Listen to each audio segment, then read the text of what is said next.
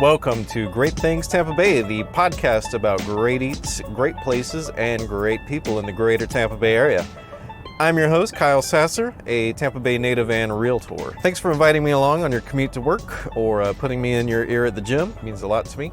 I know that there are many other podcasts that you could be listening to, and you have chosen this one, so you have my thanks.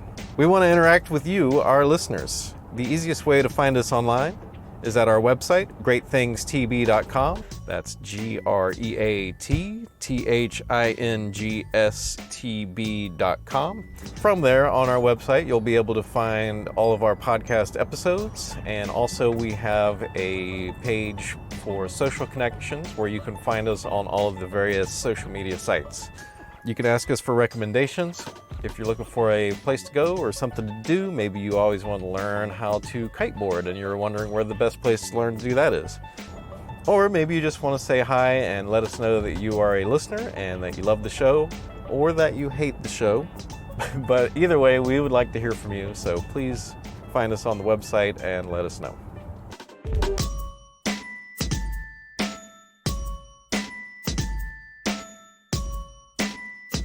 Segment 1, Quiet Refuge.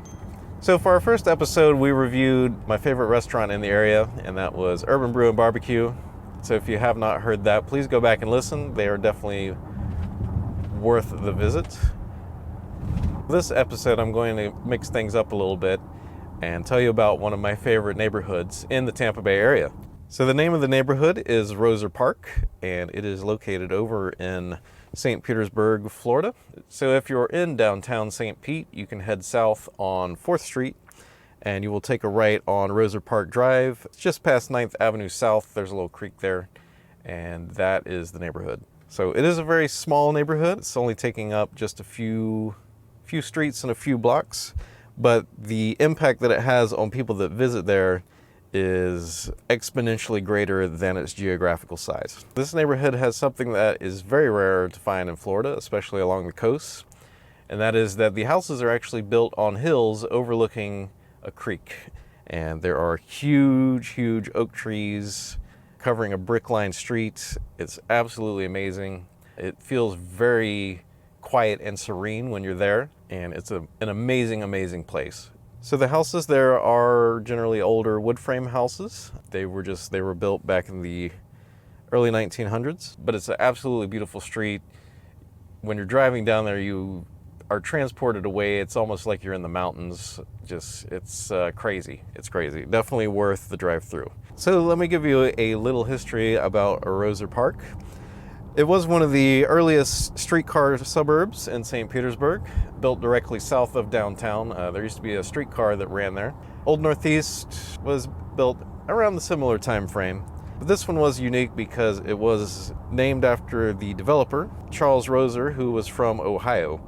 The interesting tidbit about him is he made his fortune in Ohio, having invented the Fig Newton, which personally I'm a fan of. It's not like we keep them in the house at all times. I'm not a huge raving fan. Like I don't have a Fig Newton hat, but I do have a little nostalgia for them because every time we would go camping in the mountains, the two things we would always have is sugar wafers, which are those really dry sugar things, which I also kind of get a nostalgia kick every time I go camping, and Fig Newtons. And it's kind of one of those things where you have a certain thing you do and you only buy this product at that certain time, and for me that's Fig Newtons and camping. Yeah, so Roser Park is named after Charles Roser from Ohio, and he developed the Fig Newton. The way the neighborhood is laid out is you have Booker Creek, which is a small creek that winds through the neighborhood, and then you have a little park next to that. And then there's a brick street that follows the creek through the neighborhood. And then the houses are built up on a hill to the left if you're coming from 4th Street. And the houses are older. They're usually relatively stately, multiple stories. And the homes are so tall that you actually have to kind of crane your neck up when you're walking along the street. Like it's hard to describe how unusual it is without seeing it in person. Even the pictures don't really do it justice. So since it's such a small neighborhood, things do not become available very often, and they are usually in high demand. So it is usually a combination of luck and timing and maybe a little bit of insider knowledge to get a home in Roser Park. So if you drive through that neighborhood and you absolutely love it and you absolutely have to live there, please send me a message and I will be sure to add you to the list to be notified whenever something becomes available there. And you can do that by sending me an email at Kyle, Kyle, at sassergroup.com. That's SASSERGROUP.com. Roser Park is absolutely amazing. You have to drive through there and see it if you are in the area. There's nothing like it around. Segment 2, Urban Interview, Part 1. So last week I reviewed Urban Brew and Barbecue, which is my favorite restaurant in the area, and I did reach out to them before I released the episode to get their thoughts, maybe a little bit of history and all that. And they were kind enough to offer their owner, whose name is Andy, for an interview. He had some really great and interesting things to say about the restaurant business and what he's trying to do with the Urban brand. So please enjoy this interview. I believe you will find it as interesting as I did. All right, if you could just introduce yourself and what you do, what you own, what your businesses are. My name is Andy Salyards, and I own the Urban Restaurants Group here in St. Pete. Okay, and that is Urban Barbecue. Urban Brew and Barbecue was the first one. Second one was Urban Comfort Restaurant and Brewery. The next one is Urban Creamery, which is down next to State Theater. That's and the ice cream place. Yeah, right? Ice cream and dessert waffles. And then the next one is Urban Deli and Drafts. Okay. If you could just tell us where you came up with the urban concept and just kind of what your overarching theme is. Well, my path to get here is a pretty weird one in that I went to the California Maritime Academy in the San Francisco Bay Area and got a degree in mechanical engineering. After that, went and worked in the shipyard, went out to sea, worked in mostly South Pacific. It's pretty exciting. And it was like a different life. Came back to land and got my master's in business, and then went and worked in Southern California, transitioned into facilities management. So I used to manage all the courthouses in Los Angeles County. Okay.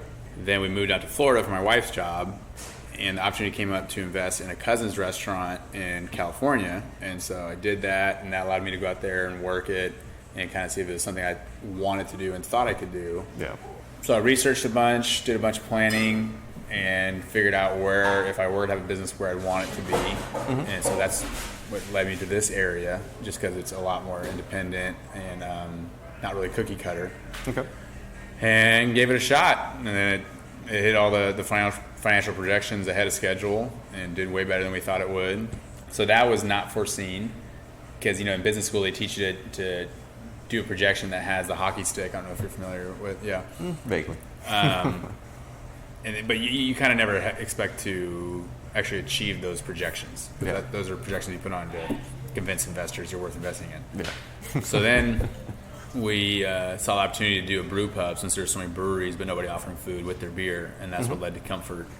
And then kind of seeing where the market was going, how quickly it was growing, and so we wanted to kind of just get footholds in places. And so we rented where Deli is way before it opened, and used it for various things like storage. And then we kind of did a proof of concept with a brand called Provisions, which is still our sauce brand, where we're going to put all our rubs and sauces in. Okay. And then when Creamery came up there, we didn't know exactly what we were going to do with the space, but knew it was a good spot, and so we jumped on it. Okay. So now in 2017, we're at a position where we've been open about 3.5 years, and we have 4 locations, and so now it's time to build an organization. Yeah. So this year we are moving forward, figuring out how we make employees owners, and how we introduce profit sharing, and how we operate as one unit instead of 4 businesses separately. I just gotta say that's a little surprising on the restaurant business side, because most. Yeah, it is a little different. The idea of doing a restaurant group isn't any different, and we're kind of getting to the point now where we're busting at the seams with our current processes, and so we're going to have to, as an organization, make some changes. Yeah. And kind of divvy up responsibilities, which is nothing new under the sun. Yeah.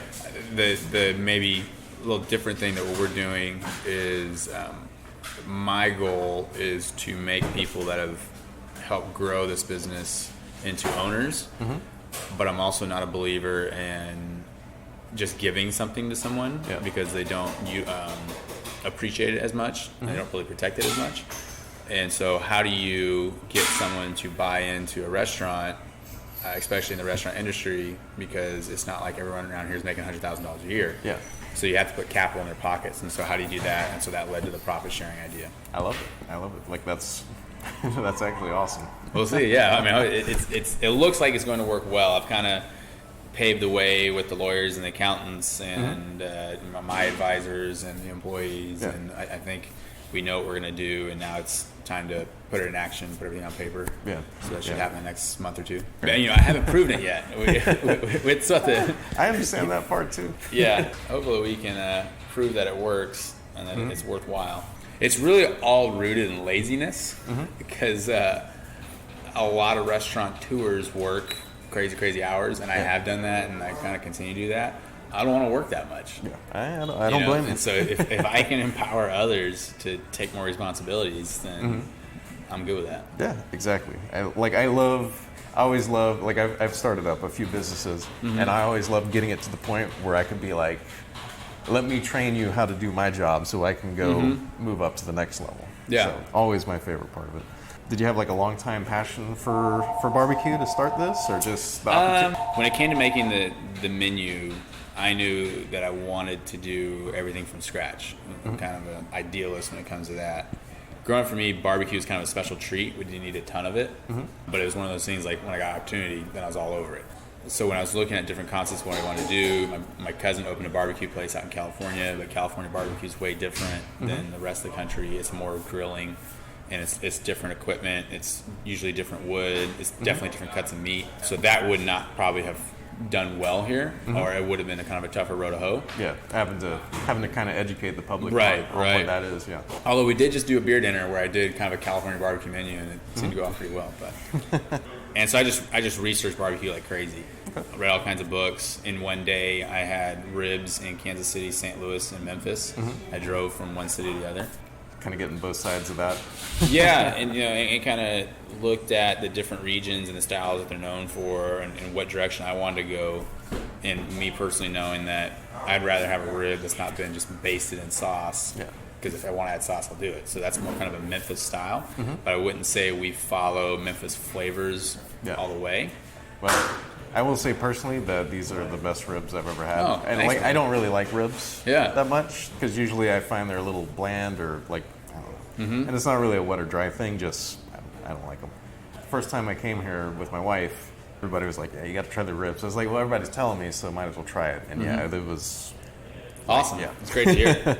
So I was really involved with the recipes here, but as we've progressed, we've kind of stayed in the pocket of American food. So that's where you get the Southern comfort food is more kind of closer to home for me. Okay. I have a set of grandparents from Arkansas, a set of grandparents from Oklahoma. So that was a lot of fried chicken. That was like my birthday meal every year.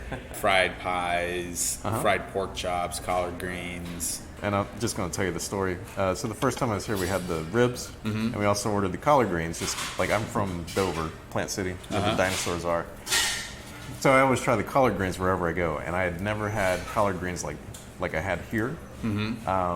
And I actually had to ask how they were made, and they explained, like, with taking the fat and smoke and everything, and then putting that in there, because it's just like an explosion of smoke and spice. So I can say it because I didn't make this recipe. These are the best collard greens I've ever had. Yeah, it's crazy.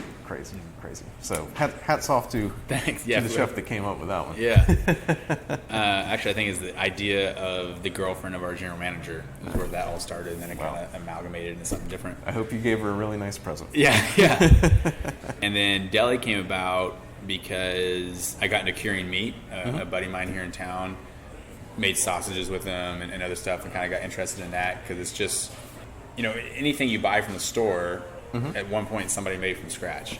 Yep. And so when you buy a hot dog, like, people look at hot dogs disgustingly, but you can make that in a really clean, maybe not healthy, but not processed way. Yeah. You know. Now, do you use like what is the Nitrites? Yeah. All right, so full on authentic curing. Oh yeah, yeah. That when you dig into those books, and I'm sure they have a bias because it's their trade.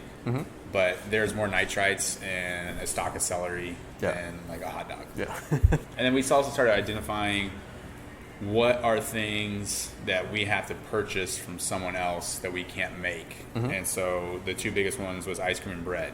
So that led to creamery and deli. Yeah.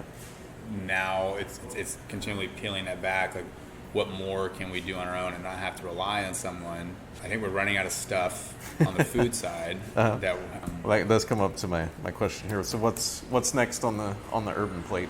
We do have the Rays season coming up. We're a vendor inside the stadium. Awesome. And I think we're going to be looking for more relationships like that, where it's not necessarily a brick and mortar, but somewhere where we can come in and be a part of someone else's establishment. So more of a getting urban in more places. Yeah. We built 4 locations in a pretty short amount of time, and built out 4 concepts, and we're always going to be tweaking these concepts. But that building 4 concepts is different than building 4 locations. Yeah, absolutely. Because at this point, it'd be like, we'll start another barbecue. It'd be just no problem. Deal with our eyes closed. Yeah. So that was a lot more work on the front end, but now we're in a position where we can kind of identify areas of town or other towns that we want to go into. Yeah. And I would think with your shared ownership program that additional locations would probably be a great way to. Yeah, so you kind of build a black hole when you do that, because everyone wants to see an opportunity, and so with that you have to feed that. How do you create more opportunity? Yep. How do you make this place not become stagnant? Because if we just stick with 4 locations, and then the people that are in those profit sharing positions have got it covered, there's no need to add anybody else in a profit sharing position. Yeah. So then everybody down below realizes, okay, well, there's not really any room for growth here. We're creating a beast here that needs to be fed, so we'll just figure out how to feed it. I love it. And I will say that 4 new concepts in 3 years is that's It's a little aggressive. That's very bold. Very bold. And I moved, had a kid, and we're having a second one in June. Congratulations. So we're kind of just taking everything we can do in life at one time. So y'all are pretty much. I know you said you were from California, so you're pretty much putting roots down here. And Yeah, we're not going anywhere. Yeah. Kind of a hard thing to walk away from. Yeah, I'm trying to convince my family to move out here right now. Yeah. Why Florida instead of California or Colorado or? Well, so my wife got into a residency out here, and so we had to come here. And originally it was, let's do our 4 years and then go back. But over time, what's happening here in St. Pete is pretty unique. It's a very small town feel. It's hard to go out and not run into somebody you know, but you still have all the amenities of what you need in a big city. Yeah. And then the opportunity here is pretty unparalleled. Yeah. I've been able to travel a good amount and live in a couple different places. I've never set roots as quickly as I have here, and it's kind of hard to walk away from. It's a good place. It's a good place. Yeah. So what would you say is your favorite part about St. Pete or Tampa Bay? St. Pete specifically is the impact that one person can have. It's still small enough where you can have your voice heard, and you can make as much change as much compared to how much energy you want to put into it. Yeah. So if you're really passionate about something or you want to see something different, I think you have a viable chance of making that happen. So thank you to Andy and the Urban Group for doing that interview. This is only the first part of the interview. We will be having a part 2 and maybe a part 3 further on in our podcast, so please stay tuned for that. He had some really great ideas, and he's doing some really impressive and unique things with the restaurant business. Segment 3, let's get personal. When it comes to recreation, I'm a little all over the place. I do have very wide-ranging interests.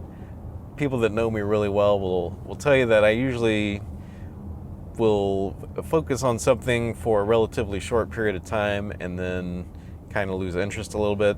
There has been a few things that have held my interest, sailing in particular, but it's tough when you get older. I'm 38. Oh, well, not yet. I will be 38 at the end of April. And it's tough to balance all of these recreational activities, trying to find time to do everything. I mean, you really can only pick 1, maybe 2 at most. So I also love sailing. We own a old and small Catalina 25 with the pop top, which is kind of cool sailboat. We keep it downtown at the marina in front of the Dali. And honestly, they say a boat is a hole in the water that you throw money in, and relatively true. We don't use it nearly as much as we should. It was my first sailboat that I've owned and have learned a lot. I always recommend to start off small on that. It's going to cost way more money than you think it's going to. You never really want to start big on something like that because you really can lose a lot of money doing it. But love sailing. I'm actually going to feature a sailing place in the near future on the podcast. I don't want to give too much information on that. So if you'd like to talk sailing or want to know where to learn how to sail, please send me a message or hit me up on social media. One of the other things I've started doing recently is I have started learning how to play bridge, which sounds strange, I'm sure, but if I hear about something multiple times from very different sources, then I think that it's the universe trying to tell me something and I should probably look into it. So I did hear about bridge from a few different places. I heard somebody talking about it and I heard it on a podcast. And I think on a history book I was reading, it was mentioned that Eisenhower played bridge and loved the game. He was a big fan. So I was like, all right, well, I guess I'll look into it. So I go to St. Pete Bridge Club. So they have beginners all the way up to master class, I guess it's called. I am way too early in the process to know the different levels. But it's a fascinating game. I'm really intrigued by it. It's kind of like, it seems way more complicated and interesting than poker and chess to me. I've tried chess and poker, but I don't know, they never really struck too much of a chord with me. Like for board games, I would prefer Go versus chess, and poker, I'm not really big on betting that much, and it doesn't hold much interest to me. I know me learning bridge sounds absolutely ridiculous, but I will be sure to keep putting in some updates because it should be amusing. And everyone at the St. Pete Bridge Club was very nice, even though some of the players kind of raised an eyebrow at some of the plays I made. But hey, that was the first time I had actually played with other people. So I've also played golf for a while. I've found it difficult the last few years to dedicate the time needed to play golf. It's not that I'm a perfectionist, but I like to play at the level that I know that I can. And unfortunately with golf, I have found that to play at the level that I want to play at, I have to practice at least 2 or 3 times a week and play once every week or 2. And currently, I do not have the time to do that. But that said, I am going to feature some of my favorite golf spots in future episodes, including what I call the Golf Disneyland. So if you know somebody who loves golf, please subscribe so you can catch that episode. We have one of the best golf places. It's not immediately in Tampa Bay, but it's driving distance. And if you send someone who loves golf to this place, when they get back, they're going to give you the longest, most borderline uncomfortable hug you have ever gotten. So please subscribe so you can catch that. Segment 4, technology is scary. Did you know that researchers now believe that flashing the peace sign when somebody's taking your picture may leave you vulnerable to identity theft? And basically this comes from cell phone cameras being of such high quality nowadays that if you show the peace signs and basically show your fingerprints to the camera, that they can actually zoom in on your fingerprints, reconstruct them, and then use that for biometric scans, like when you scan your fingerprint to get access to a door at work or something like that. So that's pretty scary. Of course, though, they have a solution. So you might chalk this up as a manufactured problem, because I could not find any actual identity theft that has occurred this way. But if this is something that you are concerned about, they are manufacturing a film that you can place over your fingers so you can flash the peace sign, secure in the knowledge that nobody can steal your fingerprints. And the good thing about this film is while it prevents cameras from being able to capture your fingerprints, it does not interfere with biometric scans. So you're still able to get in that super secret, top secret room or time clock at work. Outro. If you're thinking about moving, buying, or selling a home, let's talk. I'd love to help you find your own great place in Tampa Bay. Please give me a call at 727-300-2111, or you can send me an email at kyle@sassergroup. That's K as in kangaroo, Y as in yo-yo, L as in llama, E as in eagle, S as in Sam, A as in apple, S as in Sam, S as in Sam, E as in eagle, R as in roll, G as in gourmet, R as in rental, O as in outdoors, U as in underbrush, P as in pinnacle.com. Also, join us on social media. Easiest way is to find us on the web at greatthingstb.com. That's greatthingstb.com. And click on our Get Social link, and that will lead you to all of our social profiles. We are on Snapchat and Instagram and Facebook. There's also a link there to email us. And I would like to thank you for going there and clicking on the Facebook button and liking our Facebook page. If you would like show notes, transcripts, and additional information, if you would like details and to see additional pictures of Roser Park, which is the neighborhood featured in this episode, you can find that all at our website, greatthingstb.com. If you'd like to connect to us directly on Facebook, we are at facebook.com/greatthingstb. Or on Instagram, we are at instagram.com/greatthingstb. And again, that is greatthingstb. We thrive off of your comments, likes, shares, reviews, and questions. So thank you for all of those. And please come and interact with us, even if it is only to ask what the best dog daycare in Dunedin is. Thanks for listening, and I'll see you next time on Great Things Tampa Bay.